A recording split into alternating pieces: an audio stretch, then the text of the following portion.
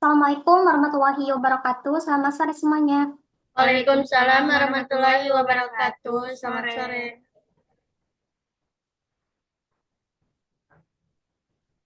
Oke, pada sesi ini kita akan melaksanakan training kelompok dengan materi menganalisis struktur ekonomi Indonesia, khususnya terkait komposisi sektor ekonomi dan peran pelaku usaha.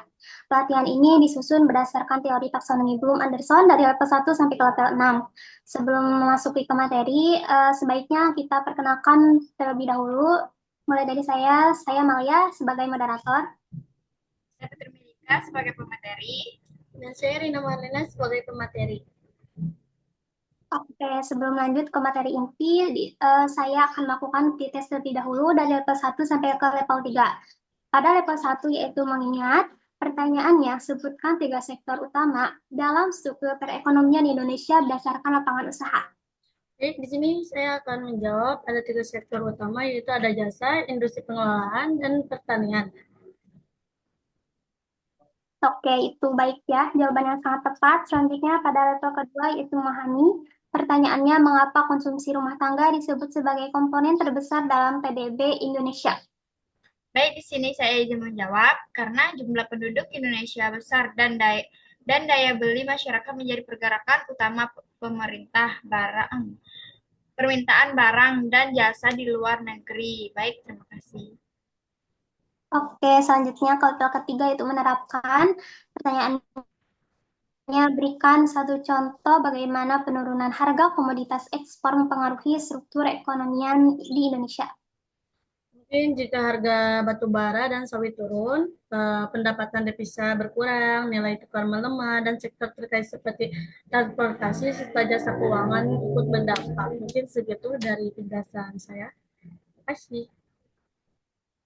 Baik, contoh yang sangat relevan ya, dan pretest kali ini sudah selesai. Dilanjut, saya akan melanjutkan ke materi inti tentang menganalisis struktur ekonomi Indonesia, yang dimana komponen struktur ekonomi itu terdiri dari sisi produksi, sisi pengeluaran, dan pelaku usaha. Dan ciri struktur ekonomi Indonesia itu ada dualisme ekonomi, seperti sektor modern dan ketergantungan pada STA seperti ekspor masih didominasi komoditas mentah dan konsentrasi wilayah. Selanjutnya ada dampak struktur ekonomi terhadap kebijakan, yaitu jika strukturnya tidak berubah, maka Indonesia itu rentan terhadap fluktuasi harga komoditas global dan pengangguran terselubung dan rendahnya nilai tambah ekspor. Oke, segitu ya materi intinya. Dilanjut saya akan memberikan post test dari kelas 4 sampai ke level 6. Yaitu pertanyaannya, analisislah mengapa dominasi sektor jasa membuat ekonomi Indonesia lebih tahan terhadap guncangan eksternal dibanding negara penghasil minyak. Baik, di sini saya akan menjawab yang mana karena sektor jasa seperti perdagangan, transportasi, dan digital lebih bergantungan dengan pada pasar domestik. Jadi, saat harga dome- ke komoditas global turun, konsumsi dalam negeri bisa tetap menopang pertumbuhan.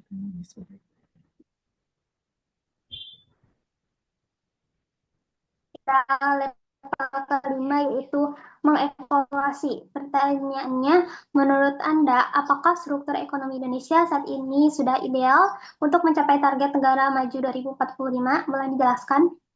Baik, di sini saya akan menjelaskan sedikit. Menurut saya pribadi belum sepenuhnya ideal. Mengapa? Karena perlu peningkatan peran industri, manufaktur bernilai tambahan tinggi, dan hilirisasi SDA agar tidak hanya mengandalkan konsumsi dan jasa bernilai rendah. Mungkin segitu.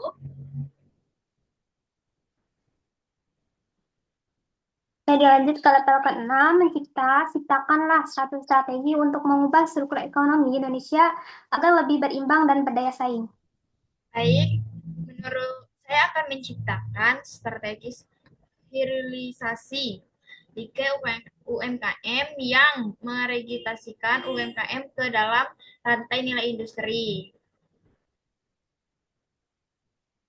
sawit, dan perikanan. Oke, dicukup- oke, siap. Dicukupkan sekian ya dari partisipasi seluruh mahasiswa ini. Terima kasih atas waktunya. Sampai jumpa pada sesi pelatihan berikutnya. Wassalamualaikum warahmatullahi wabarakatuh. Waalaikumsalam warahmatullahi wabarakatuh.